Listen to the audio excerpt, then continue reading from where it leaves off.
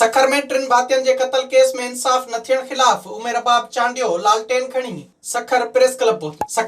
में press conference कंदे उमेर अबाब चांडियो चयो त पीपीए जे 2 एमपीएस नवाब सरदार खान चांडियो ऐं बुरहान चांडियो ॾींहं ॾिठे जो मुंहिंजे बाबा तमनदार मुख्तियार चांडियो ॾाॾा यूसी चेयरमैन करमुल्ला चांडियो ऐं चाचा ज़िला काउंसिल दादू जो मेंबर काबिल चांडियो खे क़त्ल करायो हो। हुन चयो त हिन वक्त केस दहशतगर्दी जे खात्मे वारी अदालत मीरपुर माथेलो में हलंदड़ आहे, पर चांडिया नवाब केस खे हरू-भरू डिघो करण लाइ मुख़्तलिफ़ हरबा हलाए रहिया आहिनि। कॾहिं तारीख़ूं था वठनि त वरी कॾहिं संदन वकील अपीयर नथा थियनि। उन बावजूद बि मूंखे मुल्क जे अदालतुनि में यकीन आहे त हू मूंखे इंसाफ ॾींदी। उमेर अबाब वधीक चयो त सुप्रीम कोर्ट आईजी सिंध खे हिदायतूं ॾिनियूं त हर हाल में रुपो जवाबदारनि खे गिरफ़्तार कयो वञे, जंहिंखां पोइ पुलिस जवाबदारनि जी गिरफ़्तारी लाइ मुख़्तलिफ़ हंधनि ते चढ़ायूं कयूं त एमपीएस सरदार खान चांडियो ऐं बुरहान चांडियो वञी सिंध जे वॾे वज़ीर वटि वेही रहिया त पुलिस जूं कार्रवायूं रोकियूं वञनि। हुन वधीक चयो त सैयद मुराद अली शाह फोन करे आरपीओस खे जवाबदारनि खिलाफ़ कार्रवायूं करण खां रोके छॾियो आहे ऐं चयो आहे त न जवाबदारनि खे गिरफ़्तार कयो वञे ऐं न ई उन्हनि जे माइटनि खे तंग कयो वञे। हुन चयो त पीपी चेयरमैन बिलावल भुट्टो ज़रदारी ऐं सिंध हुकूमत मूंखे इंसाफ नथी ॾियारे सघे,